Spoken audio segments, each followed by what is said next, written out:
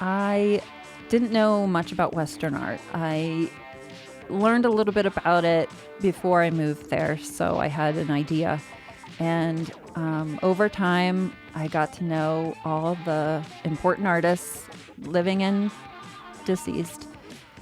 And, it was just one of those things where when you're in college, you think you know it all, and then you get in the real world and you don't. It was like that. And I just had to realize that, being in a museum, you had to start from the ground up. Well, I have Christine Brindza over here. I snagged her. You're hard to get a hold of sometimes. Oh, well, I guess I'm just busy. Yeah, is that what it is? Yeah. Or you just don't like podcasts? Well, this is my first one, so you'll have to break me in with this. Yeah, so you are very image conscious. I like that. Let me see my framing. I want to see how I look. She looked great. So Christine Brindza is, and I'm going to try to get her title. I'm not sure I'll get it right, but she's a senior curator for the Louise and Jim Glasser Art of the America West at the Tucson Museum of Art. Is that close enough? That's close enough, yeah. So in other words, you are a Western art expert, basically. I try to be. Would that be a true statement? Mm-hmm. Yeah. So you have been at Tucson Museum of Art for almost 8 years. How many? 8. Wow. I remember when you were getting interviewed. You were just so young. You're still very young. And you grew up in Pennsylvania, is that right? That's right, Pittsburgh. You grew up in Pittsburgh. And so what did your mom and dad do? Well, my dad was in sales and my mom's an educator. Uh-huh. Yeah, she has an EDD and she would teach theology. She's taught statistics. She's taught so many different things. Mm-hmm. And so, I really aspire to be her. Growing up, she always wanted us to continue our education. Mm-hmm. And so, I kind of want to follow in her footsteps. And you are, in some respects, right? In some respects, yeah. Yeah. And did you like art when you were just a kid? Were you interested in it? Yeah, depending how far you want to go into my psychoanalysis here. I do. I want to go all the way. So let's just go. Yeah, when you're like 5 to 7, that kind of stuff for you. Yeah. You art? So when I was pretty young, I used to win art contests, and people would call my mother and say, "Did you help her with this?" Because this is pretty advanced. And so she'd say, "No, this is just what my daughter came up with." And so from an early age, I was really interested in art. And what kind of art awards were these when you were in elementary school kind of thing? Yeah. And you just liked it. I just liked it.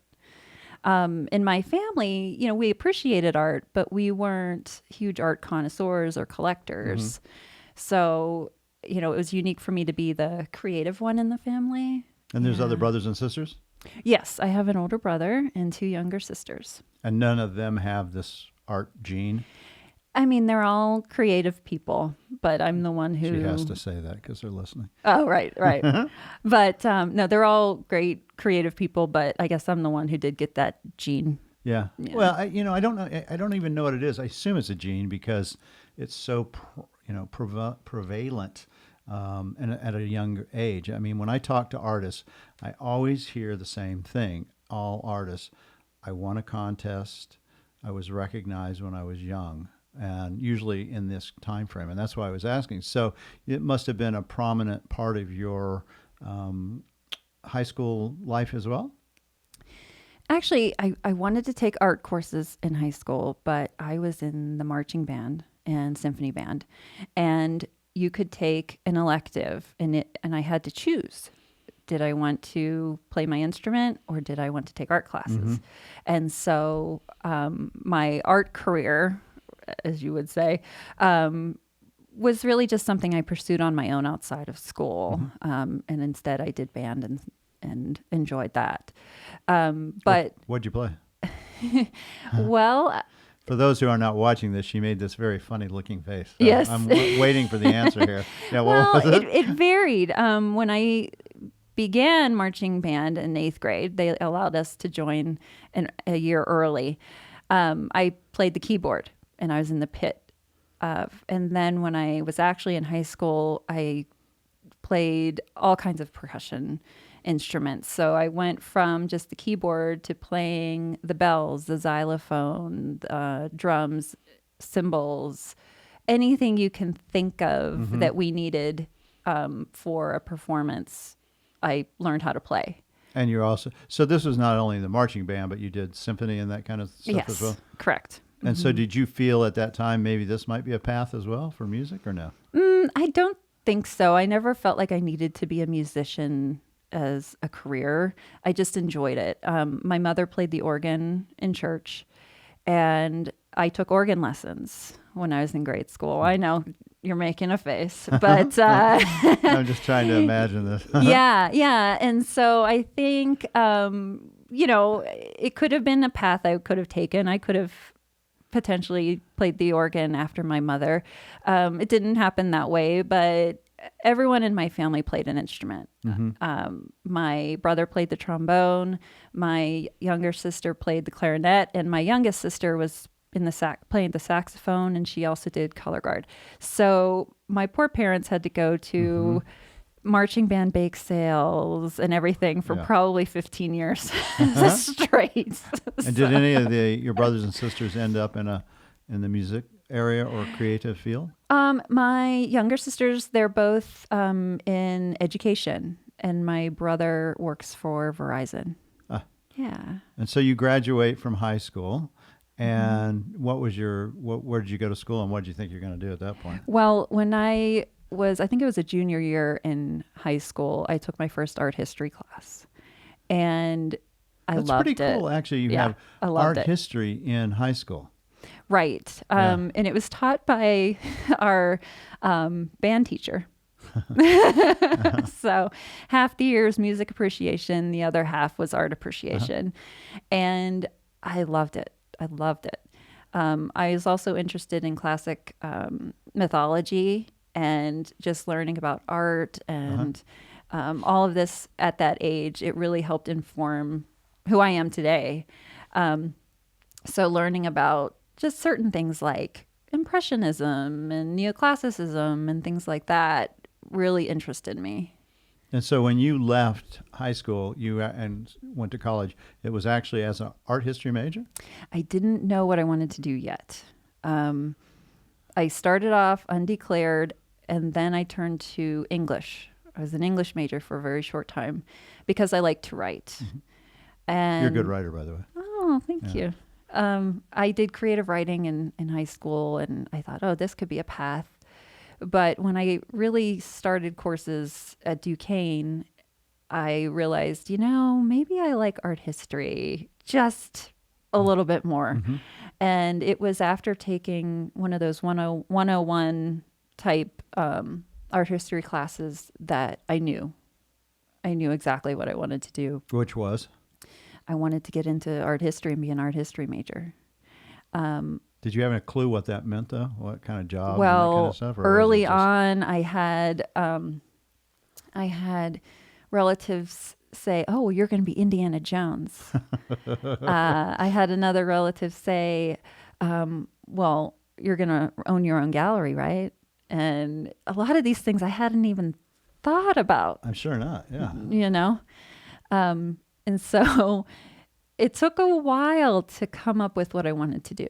And when I was a senior, I thought, well, I'd like to work in a museum. I started to hone in on it and thought, well, if I want to work in a museum, I need to have a master's degree. So I went on to get a master's in archival, museum, and editing studies. And so what college were you at that you were getting your degree in, your undergraduate? So my undergraduate was at Duquesne University. Where was it? Duquesne is in Pittsburgh. Okay. Not far from where I grew up. And so you have yet to be really away from home at this point? Correct. Okay. Yeah. All right. Yeah. Trying to get a picture of what you're like here. That's right. That's right.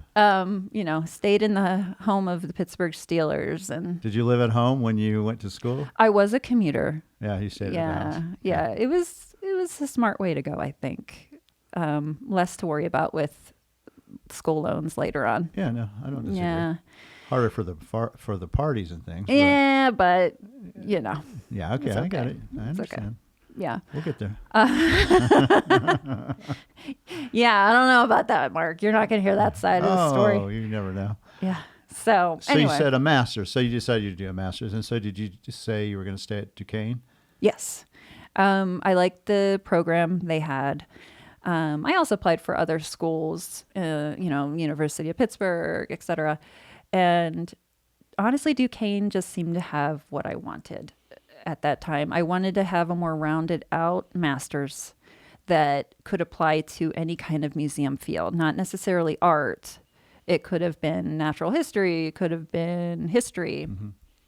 So you hadn't really honed into what you thought was the area you were most interested in at this point yet? Right. Yeah. Okay. Right. Even though I still loved art and I still made art on the side. Oh, you were. And that art that you were making, what kind of art was it? It was a little bit of everything. One day I'd just get into drawing for... Realism, though? Yeah. Yeah. So it was more... Yeah. And then the next day I would decide, oh, you know what? I think I'm going to try woodworking. Or, maybe acrylics. It was a little bit of everything. Do you think if you had taken more art production class, making things, that you could have gone in a different direction and actually been an artist? Perhaps. That is something that my mother has brought up a few times to me, saying, I really wish you could have just pursued that art a little bit more. Mm-hmm. And, everyone has their own path. It just didn't come together. Mm-hmm. Yeah, I still like to make art on the side. What do you make? What do you still make? What do you do? I still dabble in all kinds of things. I've never settled on one thing. Right now I'm working on embroidery. These are for yourself, right? Yeah. Not for sale or any of that. Not for sale. I give them as gifts. I haven't gotten one yet. Well.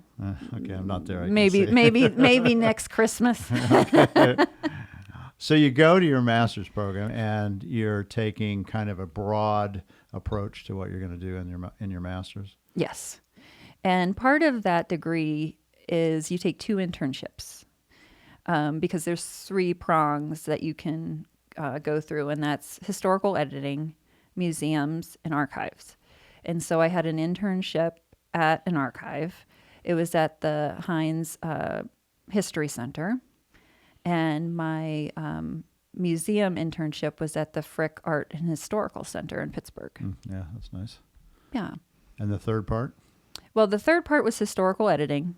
I took courses in that, and that is one of the classes I took. I have carried with me with every catalog I've written on how to be concise. That's one of the main things I learned, was being concise.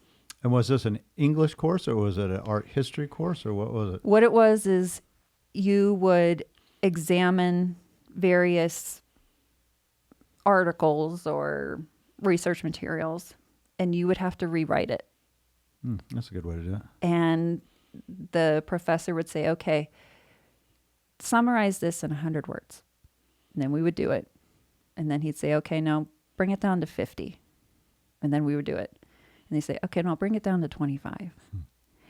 And you couldn't imagine all the groans from the students because it's so hard to summarize something when there's so much to say. Well, and you're really rewriting it. It's your words. It becomes your words. And right. I think that was the Yeah. basis of what he wanted to And do. everyone had something different. Yeah. Yeah. And so do you do that when you write a manuscript, like you just finished a book for the catalog you're doing? Do you do that when you write it all and then go through it and cut? Yeah. You demand. You get it down to 20 words? Well, maybe not that far, but I definitely look back at what I've written and I say, okay, no, that's fluff. That's not necessary. I could put this here or, and yeah, that historical editing really has been something useful for me in my career. Yeah, I agree. Or a good editor can do these things for you too if you happen to have that thing go. That's true. That's true. Like you don't need that. First book, murder mystery I wrote, I remember my editor cutting all the stuff. I was like, oh my God, I worked so hard on that. It was like they're words. Yeah. Don't get over it. Right. Doesn't move the plot along. I was like, oh, but they were so well written. Yeah, well, they slowed me up, and it doesn't make me, enjoy the book as much. And I think you do learn those things as you grow as a writer. And it's interesting. I think in your job as a curator, one might not think that writing is a component of it, but it's really kind of a key component, isn't it? It is a key component, especially writing catalogs, writing wall labels, giving tours. When you're speaking in public, you don't want to give them a Wikipedia page of every artist. You have to figure out what the key topics are that you want to convey to your group. And every tour is different. Yes, it's true. Every audience. Well, you never know who's going to be in the audience, too. So Right. You may be giving something on Maynard Dixon, and I might be in the back. Yeah, and you wait, Christine, hold on. One question, please. Tell me about 1933. So after was it a 2-year program for the masters? Yes. And you finished, and you're still young. You're like 25 or so, maybe. 24. 24. And then what? So then what do you do? Now you've graduated. You've done your masters. Well, that's when things get interesting, right? Yeah. Yeah. Well, I think so, probably. Well, I was getting close to graduating, and I was looking for jobs. This is what happens to every college student when they get towards the end. They think, what am I going to do now? And I have loans, maybe. Yeah. And so I was applying for positions across the country. I wanted to stay in Pittsburgh, but I was open to a new adventure. And so I applied for various positions, curator, registration, just different departments. And finally, someone called me, and it was Sarah Boehm from the Buffalo Bill Historical Center, now called the Buffalo Bill Center of the West. And so I had an interview, but it was in the middle of Cody, Wyoming. Mm-hmm. And you've never been west at this point? No, I've really never been west. I mean, I'd been to California, but I'd never really ventured into the West. And so I had a job interview. The facility there is outstanding. The collection was amazing. There was 5 different museums. One is the Whitney Gallery, which was a position I was looking at. And then there's a firearms museum, natural history, Buffalo Bill Museum, and Plains Indian Museum, along with a wonderful library and archive. And so I was just dumbstruck. It was just amazing. The landscape, the museum itself. And so I was offered the position. What time of year was that, by the way, when you went? This was April.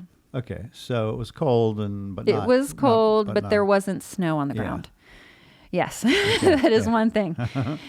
And at the time, my boyfriend, who knew I was kind of on this quest, he said, well, if you're going to take this job, I'm coming with you. And so we got engaged. We pulled off a wedding in less than 2 months. And we were married at the end of May, right after I graduated. We packed up our truck with pretty much everything we could fit, and we drove to Wyoming. And we have this joke that we went on our honeymoon and never came back. And so, started our lives in Cody, Wyoming. That was quite an adjustment from Pittsburgh. So you had not really been exposed to that much Western art, I'm sure. I mean, just tangentially. This is all about Western and Native American art, right? Right. So what's that like to be absorbed into, and the Whitney Museum is all Western, right? That's your associate curator or a curator, or what the hell is that like? Well, starting off as a curatorial assistant, I didn't know much about Western art. I learned a little bit about it before I moved there, so I had an idea. But it was an on-the-job learning experience. And over time, I got to know all the important artists, living and deceased, And, it was just one of those things where when you're in college, you think you know it all. And then you get in the real world and you don't. Mm-hmm. It was like that. Mm-hmm. And I just had to realize that, being in a museum, you had to start from the ground up. And so I got myself involved with all of these different projects at the Buffalo Bill with the collection. And that's where I really started to love it. I really liked Western art as a genre. What was it about Western art that pulled you, do you think? Well, I mentioned earlier how I was interested in mythology, and my minor in college, which I didn't mention, was in classical archaeology. I was interested in Greco-Roman art, and I thought I'd be making my way into a museum dealing with ancient art of some kind. Well, when I came to Cody, I realized that a lot of the same ideas are reflected in Western art. You have the same concepts of the figure and the way that Greco-Roman forms are in sculpture and in painting, and that it's the same thing. And so I started to look at it that way, where it's not Western art, is cowboy or Native American or whatever subject. It's a lot deeper than that. And so that's when it really clicked for me. Was there any artist in particular that you really liked or kind of drew you in? I don't know if it's cliche or whatever, but I really like Charlie Russell. Yeah. Well, no. I mean, he's of that area or close to it. Yeah, and their collection at the Buffalo Bill is outstanding. And just looking at his watercolors, they have a great collection of watercolors. I couldn't stop looking at them. Mm-hmm. Mm-hmm. And how many individuals that were in the museum were women? Were you kind of a minority, or was that not? At the time, I believe we were fairly even. However, as far as Western art curators go, there were more men. Sarah Boehm, who was my first supervisor when I worked there, she was a trailblazer. She worked, I think, in a world of many men in that field. And so as I was coming up in my career and also working with Mindy Besaw, I realized a little bit of a change in how, more women were introduced into that genre a little bit more than maybe when I first started. Yeah, because I would wonder about that. It seemed like there was a predominance of men in that, especially Western art. But people like yourself or Tricia Lozier, who have, kind of become leaders in your field. Are there others in the Western art museum field that are that you can identify that are women? Well, sure. The person now at the Buffalo Bill, Karen McWhorter, she and I feel like have a lot of commonalities with the way we're looking at Western art right now and the different. And how is that? How are you looking at it differently? Well, we're looking at at least in my case, I'm looking at how Western art can be expanded from just that singular identity as cowboy art into so many other subject matters that it's more than just this more narrow and traditional point of view. If that makes sense. Well, it does, but I'd like to expand on it. So that means not only from the traditional type, but at the subject matter and maybe even the people who are making it? Right. It's more diverse nowadays. I mean, it's slow in coming, but if you look at, for example, the artwork in the Tucson Museum of Art from the Western art collection, that's mostly men. Yeah. And so slowly we're starting to move into including women or people of color, people from different countries. So it's trying to expand that view. Mm-hmm. And do you think it's was done because, okay, these are the best artists, so we have men, or do you think this is built-in bias that we collect male artists. It's a little bit of both. Yeah, I would think so too, actually. Yeah. Mm-hmm. Yep. I know in our gallery we've always tried to take gender out of it. In other words, it's like doing The Voice where you can't see the person. It should be about the art, and then you make a decision, not the gender or what they look like and that kind of thing. Right. And I think we need to be doing more of that. I know the Baltimore Museum, I don't know if you've heard this, but yes, she has. See, yeah, very much so. They're only going to collect women artists for this entire next year. Right. To try to make up, because they only have like 5% of their holdings, or maybe it was 4%, are women artists. Mm-hmm. And they want to try to balance that out. Because we do have a lot of women artists that are in Western art that are really great. Right, right. And as a curator, understanding that, do you have the sense that when I do an exhibit, or if we're going to look for purchasing work for the museum, that we should also maybe take a secondary or tertiary or more look at the female artists that are out there making art? I think that's vital. Yeah, I would think so too. Yeah, and I agree with you in the sense of having the artwork in front of you and not knowing anything about the artist and letting it speak for itself. However, nowadays you have to look at the full package too and see, okay, well, if these are all predominantly men, there's kind of an issue here. Whether the piece is wonderful or not. Mm-hmm. Right. Yeah. Let's have a more diverse collection. Mm-hmm. Mm-hmm. And so when you're in Cody, it's really a Western town. Definitely. Very, very much. And was those kind of concepts even thought about or embraced as far as being more selective on what you collect, or more inclusive, I should say, what you collect? At the time that I was there, purchases were very limited because of acquisitions funds. Mm-hmm. That's the usual museum spiel. Yeah. And we would rely on donations. However, when there were acquisitions made, they were made very carefully. And from what I recall, we did try to look at the person's background as well as the work itself. I don't know offhand if it was looking predominantly at women or people from other backgrounds, but I'll have to think about that. That's a really good question. Good. At least I can get one good question. Yeah, there you go. Well, I think that's the thing. We don't think about those things sometimes, right? Mm-hmm. And maybe we need to.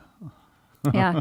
Yeah. And at the Tucson Museum of Art, we are definitely looking at that right now. We want to make sure that we are diversifying our collection. Mm-hmm. It's critical for us to survive. Yeah, because I think so. We want to represent the communities that are around us. Right.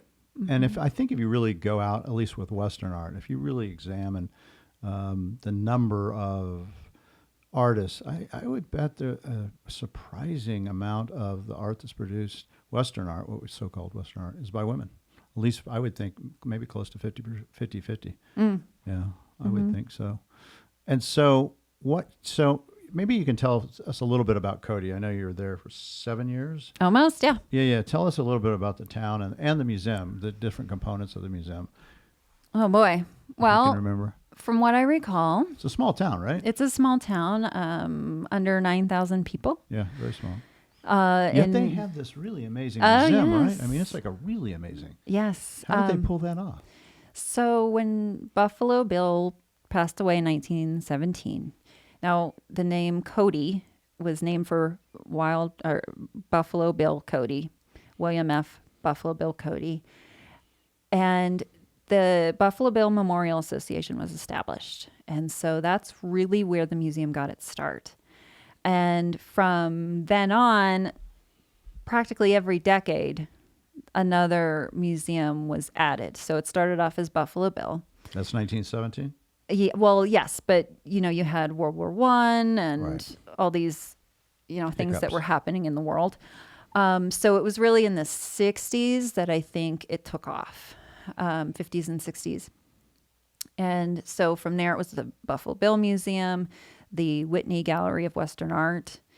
Then it expanded into Plains Indian Museum, the Firearms Museum. and then the Draper Museum of Natural History. So when people were coming to visit Yellowstone, which Cody's located about an hour from the East Gate, they could stop at this museum, and you can easily spend 2 days there. That's how large it is.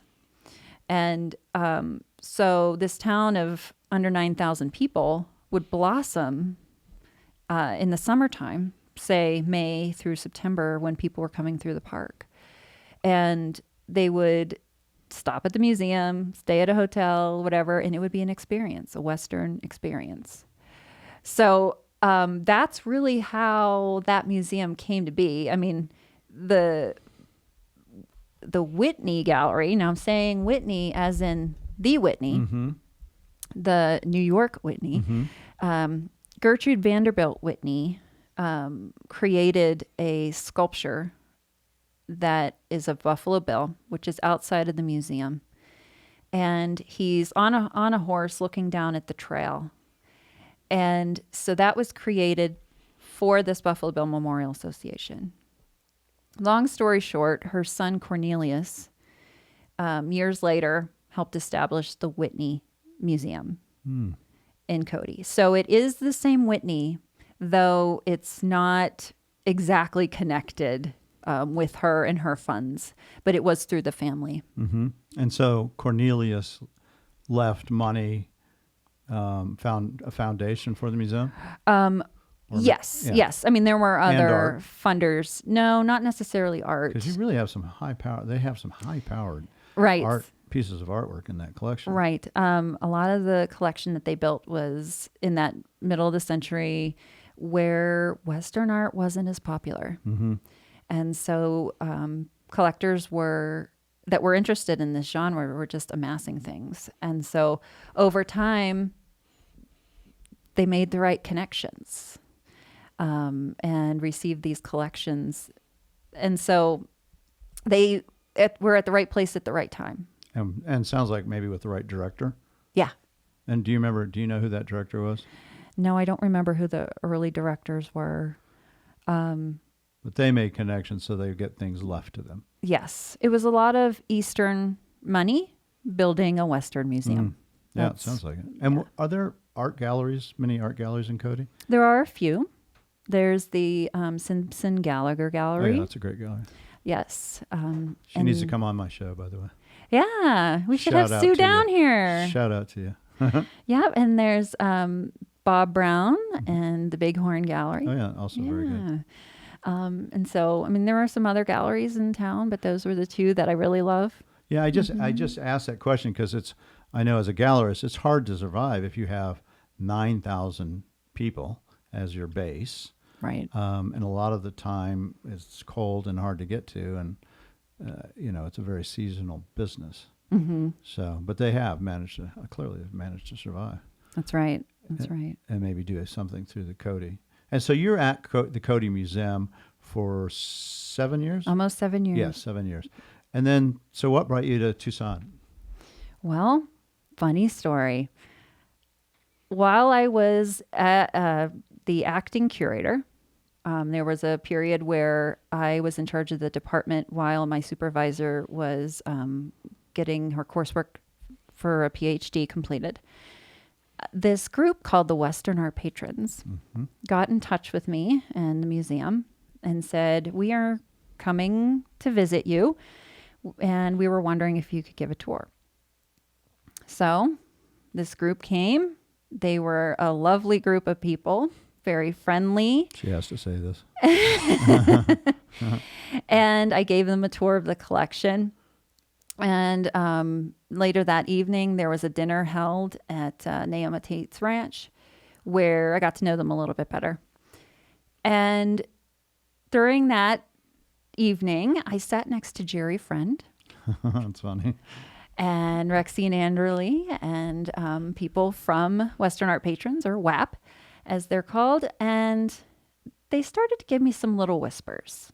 They used to say, hey, we're looking for a Western art curator.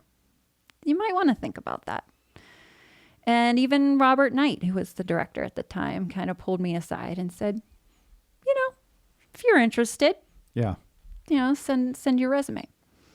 And from there, I was enchanted with Tucson, and I thought, wow, this sounds like a good thing.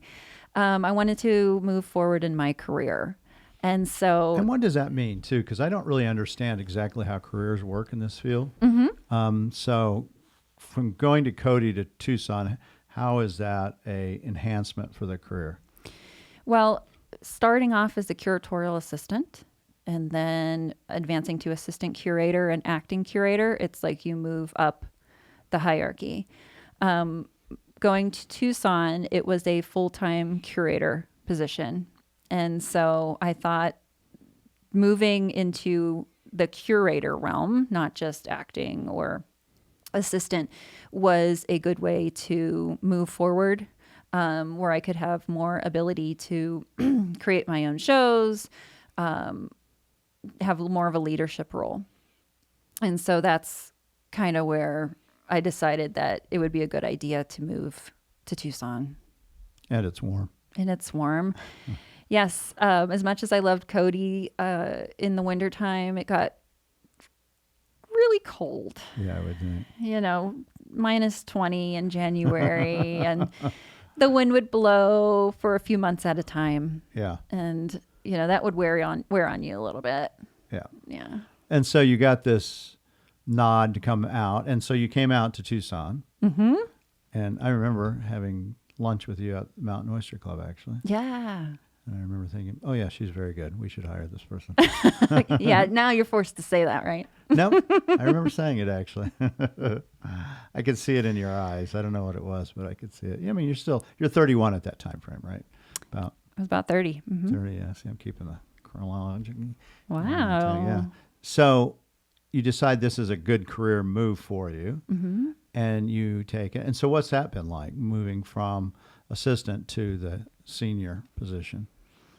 You mean being here in Tucson? Yeah. Well, once I hit my 7-year or so mark, and had enough credentials under my belt with various exhibitions and projects or whatever, it was decided by the administration that I could be promoted to senior curator. We're also looking at that time, we were looking at hiring a curator position for the Latin American art curator.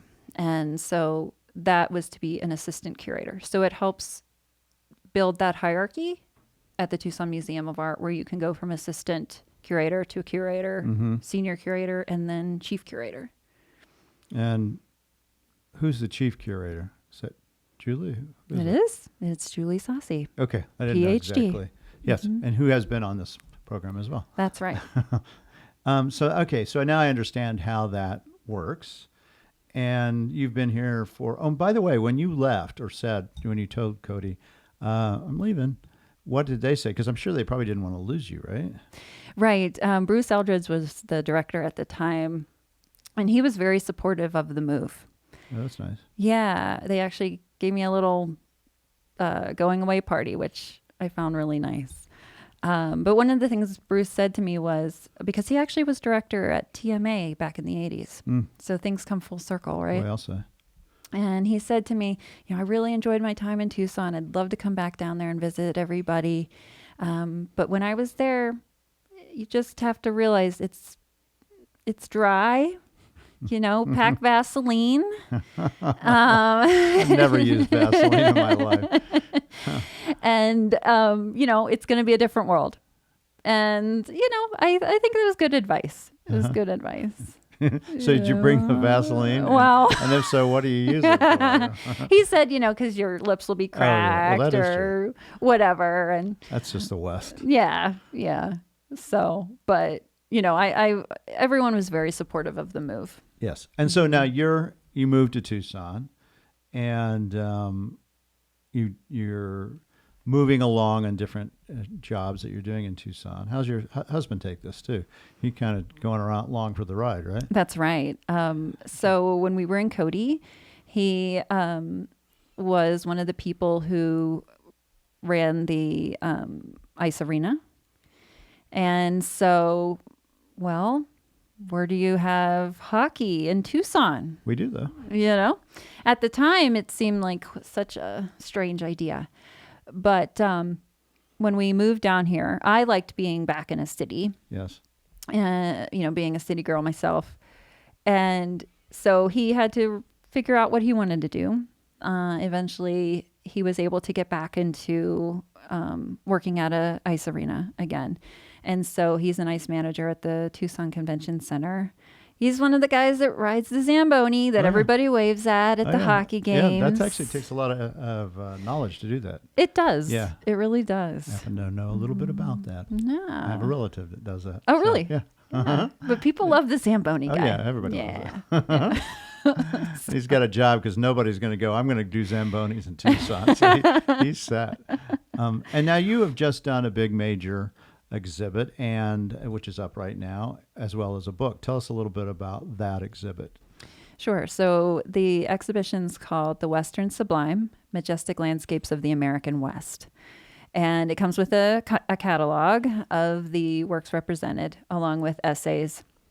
And so we debuted that at the end of October, and it's running through February 9th at TMA. And what it really is how we look at the West and the sublime. And one of the things that I realized when I came up with this title, being so smart and full of myself as a curator, I thought, oh, the Western Sublime, what a great title. I'll build the show around that. Yeah, that sounds amazing. And I realized very quickly that not everyone understood the word sublime. Yeah, that's probably true. And so I thought about it and it was like, well, I can change the title. Which you loved. So that's not happening. Or I can build it into the show that finding out what the sublime was can be part of the experience. And so what I looked at were historical works of art that followed this more classic idea of the sublime, which is fear and awe, looking at, say, a volcanic eruption or some kind of cataclysmic event that goes back to these philosophers' writings, Immanuel Kant or Edmund Burke. Or you can have a more contemporary idea of the sublime, where it's up to the artist and up to the viewer to interpret the sublime for themselves. So I thought to myself, I can do this. I can look at the then and now, and I can juxtapose them together without trying to come up with some kind of chronological representation. And people can walk in the exhibition without knowing what the sublime means. And hopefully when they come out, they'll have a better idea, at least for themselves. Mm-hmm. So from the very beginning idea, the little blip in my head until opening day, it was about 4 years. So within that time, I was able to develop checklists, write the catalog, talk to artists. I actually had an artist create a piece especially for the show. And which piece is that? That was the Sean Hawkins work that was examining an Albert Bierstadt painting, but incorporating. Oh, yeah, that was cool. He and looked you've used that for advertising. Right. So what we did is was as if using Photoshop, he made like a zigzaggy, like a swash across the canvas, as if erasing the piece. And so it was a commentary on the environment, a commentary on what's going on with the government, and all these different ideas that were his interpretation of the sublime. So in the exhibition, I have it right next to an original Bierstadt. Yeah, I remember that. I like that. And when you ask an artist to do something like that, do you also try to get the piece purchased for the museum collection? It's always the hope. Yeah. So, but it hasn't been yet. Correct. Okay. And so if it doesn't, let's say, get purchased by the museum, which one would hope, then would you go to the people who own the Bierstadt? maybe not the Bierstadt, because that's from a museum. But no, that's what I mean. But the Bierstadt is Hawkins, from a museum, right? Yeah. No, so it goes with that museum that owns the Bierstadt would also have his painting interpreting? No, hopefully in that case, we can work with him in some way. I see. Mm-hmm. The idea is to end up with a piece. Yeah. Yeah, because it's the only one that was specifically done for the show. Right. And how'd you determine to pick a guy or person like that to go, okay, did you have an idea or you just liked his work or what was that? Well, when we were looking for work to be put into a show. Right, which is a 4-year process, right? Yeah, we look at every magazine that comes across our desk, every postcard, every news article that is of significance. And interestingly enough, one day, Julie Saucy, the chief curator, dropped a postcard on my desk and said, here, this looks good for your Sublime show. And what it was one of Sean Hawkins' works. Now, this painting was, I think, 107 by 93 inches or something like that. It was large. But I contacted him anyway. And I said, I really like your work. This is the show I'm working on. And though we were unable to get that large piece, that's how our conversation turned into, hey, maybe we can create something that fits the theme of the show. Yeah. That doesn't always happen. No, I'm sure not. But sometimes we get lucky. And we've worked with so many wonderful artists. Me personally, they are just wonderful to work with when, you're emailing them back and forth 20 times a week and they're gracious and say, oh yeah, okay. And sometimes they get back to you. Yeah. Sometimes we're hounding them for an image, for, right, I understand. something, and they don't get back to you. But overall, I enjoy working with the artists. And what percent is deceased work and what percent is living work in that show? I think we have more living than we do have deceased. But we have 7 Thomas Morans, an Albert Bierstadt. The Morans are from the Gilcrease? We have a few from the Gilcrease. One's from Desert Caballeros. Yeah, that's right. That's a beautiful painting. We have the Bierstadt work from the Columbus Museum of Art. We have a piece from Palm Springs. So we've worked with several different wonderful museums. And you have a nice Gifford. A Gifford, yes. We do have private loans included in the show. And then we include the TMA collection. I think a significant amount is from our permanent collection. And does that go into the process, okay, I want to do this show, but what do we have as a basis so we don't have to borrow everything? Because it's expensive and you have to ship it and all that kind of thing. Right. It does help to have something that we already have on site. So do you look at your collection before you start a show and go, okay, let me see what we have in the collection and then go from there? Sometimes that helps. Yes. I would wonder about that. Mm-hmm. And, we have a wide array of subjects in the vault, whether it's sculpture, painting, Western, Latin American, that needs to have some time to shine. And so it's a good way to just look through our collection and see what fits within a theme we'd like to do. Yeah. And so it takes you 4 years to do that, but it's only up for 4 months? That's right. Do you try to get a show like that? Because it's a lot of effort and you have a catalog to try to move it to the next venue. Maybe somebody else wants it. Do you do any of that when you're arranging this, or it's too hard to do to get it to travel? Sure. We do have exhibitions travel. This one unfortunately isn't, but Southwest Rising, if I don't trip on my tongue, is a future exhibition that Julie Saucy's working on, is traveling. And so it takes extra effort to work with all of these lenders to arrange for going to these different locations, the shipping, the insurance, etc. Let alone have someone have their artwork gone for a year or longer, which happened with the Howard Post exhibition that I put on a few years ago. I know that there were some lenders in Tucson that really missed their Howard Posts. I left one hook on my wall just empty, just to remind me there's a post there. That's right. You didn't want to put something else up, right? I didn't actually. But we're always grateful for that. But yeah, I mean, sometimes things travel and sometimes it's a little bit too difficult.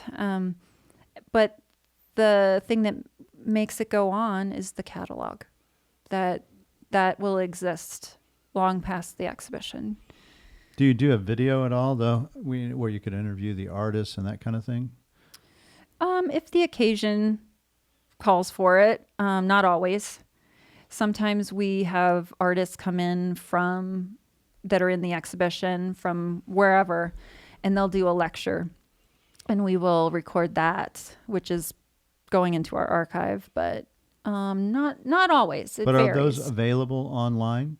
Some of them are. Or do are. you have to go and somehow get into the archival database to see somebody like Leonardo drew when he came out and spoke? Right. We do have a YouTube channel, and give us a shout out. Which one? What is it?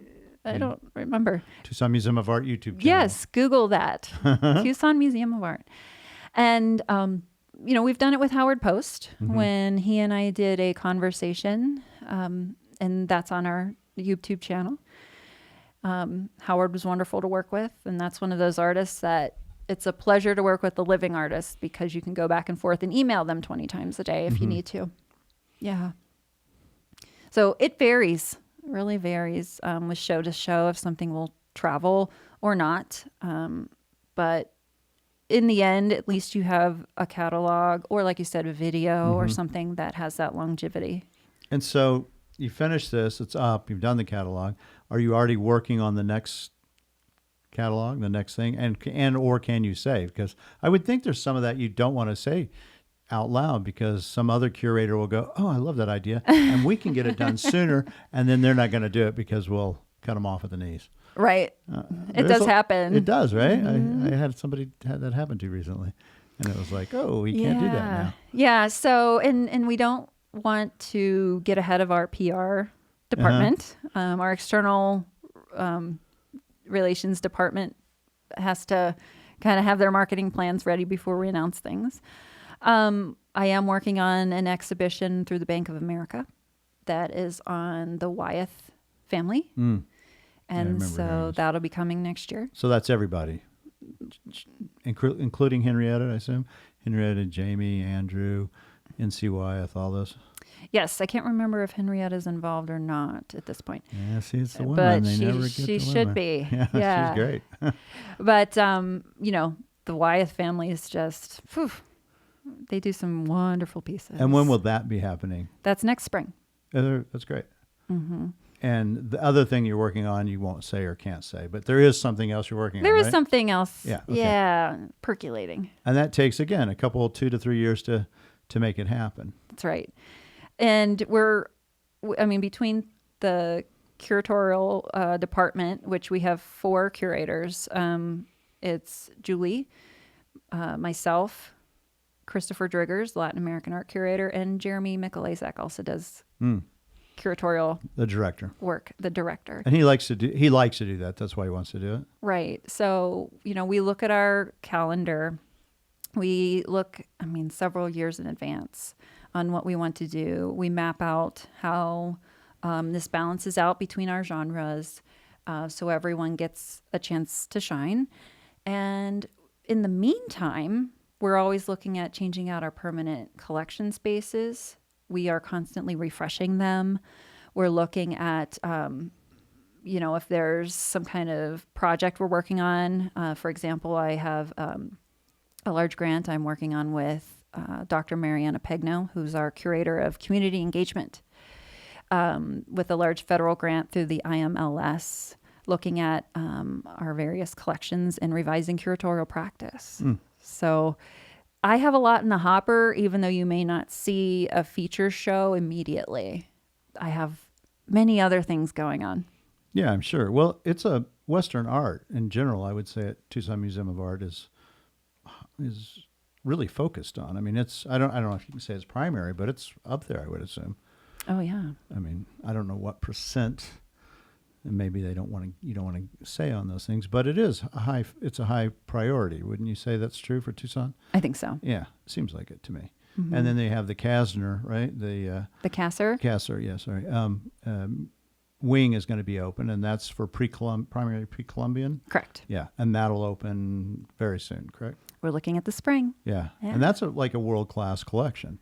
Oh, yeah. Yeah, my understanding, and I've seen some of it on exhibit. But, yeah, so that'll be another thing that Tucson will have, and it's, we're a small town, but it seems like this museum continues to grow, to invent itself as far as the spaces. They've added a lot of new spaces to the museum under Jeremy's tutelage, and then you're doing some things too. You're doing some upgrades for yourself, right? Always. Yeah. PhD. Yeah. Can't talk about that. Okay. Sure. Yeah. No, I'm going to begin coursework toward a PhD in art history and art education. So I'm excited about that. But maybe the next time you see me, I'll be a little more like... And you'll be doctor soon.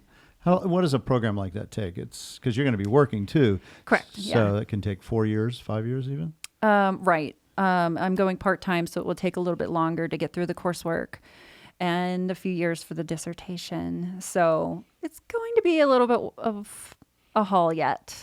And have you thought about I'm sure you have, what you want to focus on your dissertation on? I have some ideas, but I haven't honed in on something yet.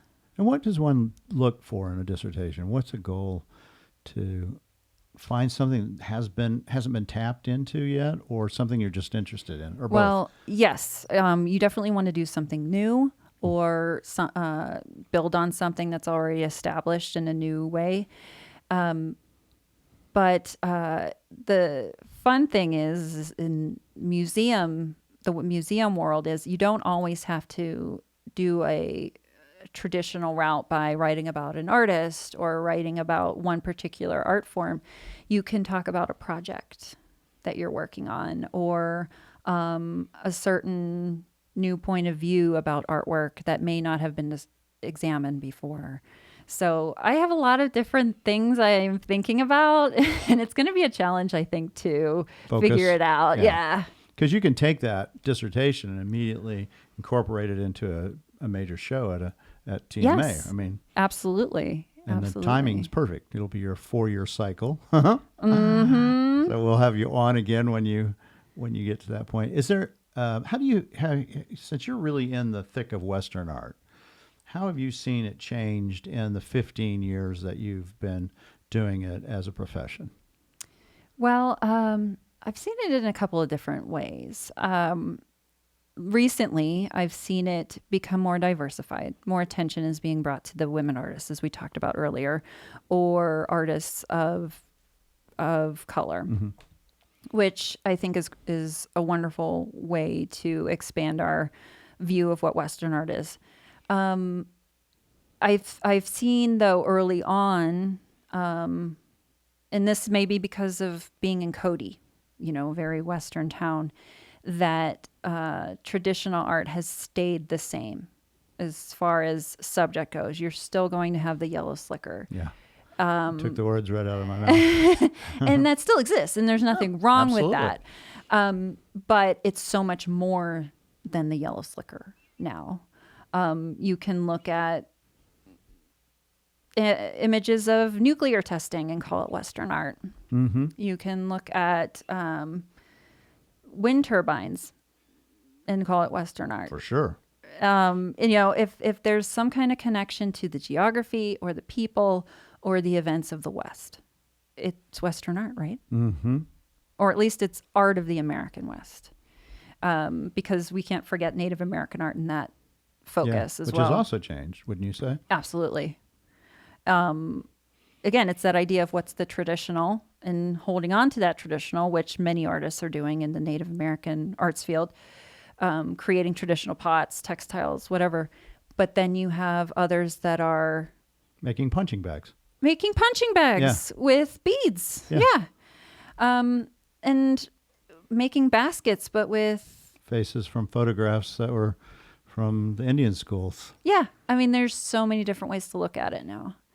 And I think that's where the fun really begins, because you're, as a curator, you're not stuck in one narrow perspective.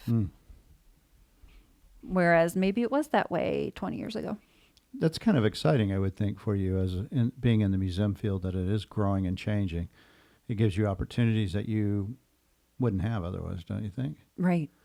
Yeah, it is interesting. I do see the changes, which I like. But I've always liked that kind of pushing the edge a little bit of what's Western art Sure. and what isn't. Sure. I think almost all art produced in the West in some aspects is Western art, especially if it comes from a Western perspective. Anything else you want to tell our listeners? Well, you have the mic, kid. Oh, boy. Free reign. You have free range mic.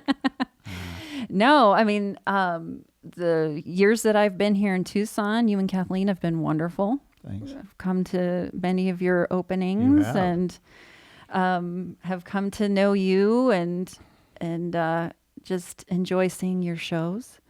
And, I think it's great that you've invited me here today. Absolutely. Well, I think it's important as a gallerist that we work with museums, especially our local museums or our state museums, because I work with all the state museums, in fact, and support them, because it's a critical component of what we do. It's not always just trying to get the material for resale. It's also making sure that if we see things that are appropriate for a museum, that we encourage the people that have them to either give them or donate them or find somebody to donate them. Because quite frankly, they're going to be around a lot longer than almost all galleries. So if you really want to make an impact, it seems like you should be doing that kind of stuff. That's right. That's a great point. Yep. Well, thank you so much for taking the time. And now we've got two of the big curators, Julie Saucy and you, Christine. All right. So now all you got to do is get Jeremy, and then we'll have the trifecta. Okay, I like it. All right, thank you so much for coming out and Thank talking. you. I appreciate it. Christine Brindza, thank you. All right, thanks. That was great. How long do you think that was,